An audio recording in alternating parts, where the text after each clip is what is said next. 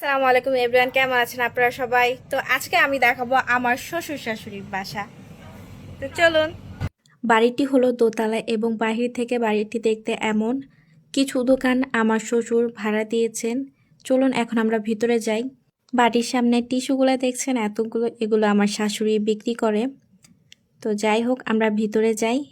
এই যে আমার শাশুড়ির বাড়িতে শ্বশুর শাশুড়ি এবং নানি শাশুড়ি থাকেন। নানা শ্বশুর মারা যাওয়ার পর নানির শাশুড়ি একা থাকেন বলে আমার শাশুড়ি তাকে নিয়ে এসেছে এবং তাদের সাথে রাখছে।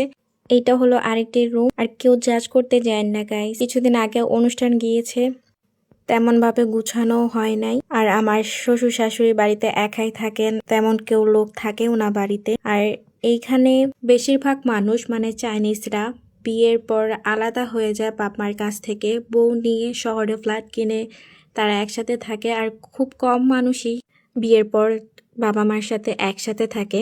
আমরাও আলাদা থাকি। আমার শাশুড়ি 2 ছেলে, বড় ছেলে বউ বাচ্চা নিয়ে আলাদা থাকে এবং আমি আমার হাজবেন্ড আলাদা থাকি। আমাদের নিজস্ব ফ্ল্যাট রয়েছে, সেখানে আমরা থাকি এবং আমার ভাসুরদেরও নিজস্ব ফ্ল্যাট রয়েছে, তারা সেখানে থাকে। এখানে আমার শ্বশুর শাশুড়ি এবং আমার নানি শাশুড়ি থাকেন। চায়নাতে আপনাদের বাড়িতে যদি কোনো আত্মীয় আসে বা কোনো অনুষ্ঠানে আসে, তারা কখনই আপনাদের বাড়িতে থাকবে না। তারা দিনে আসলে রাতে চলে যাবে, যত রাত হোক না কেন তারা আপনাদের বাড়িতে থাকবে না। কথা বলতে বলতে অনেকগুলো রুম ঘোরা হয়ে গেছে। তো নিচে হলো 2টা রুম এবং উপরতলায় মোট 5টা বেডরুম এবং ডাইনিং রুম, বাথরুম, কিচেন এগুলো তো রয়েছে। উপরতলায় কিছু ইউজ করা হয় নাই, নিচে খাওয়া দাওয়া করা হয় এবং নিচেই থাকে। তো যেহেতু বললাম যে রাতে কেউ থাকে না আত্মীয় স্বজন, সেহেতু সেইভাবে রুম গুছানো হয় নাই। যতটুক প্রয়োজন ততটুক হিসেবে রুম গুছানো হয়েছে। তো যেহেতু তারা অনেক বৃদ্ধ হয়ে গেছে, এখন আমার যতটুক সম্ভব হয় আমি সুন্দরভাবে গুছানোর চেষ্টা করি এবং আমি সবসময় আসি না। তো এই যে আমার শাশুড়ি, এটা হলো আমার ভাবির মেয়ে। এর আগেও আমার ভিডিওতে আপনি ওকে দেখতে পেয়েছেন। তো এটা হলো ভাবির ছেলে। ও অনেক শাই, লাজুক প্রকৃতির একটা ছেলে। এই যে এটা হলো আমার শ্বশুর, এটা হলো আমার ভাসুর। আলহামদুলিল্লাহ সবাই অনেক ভালো।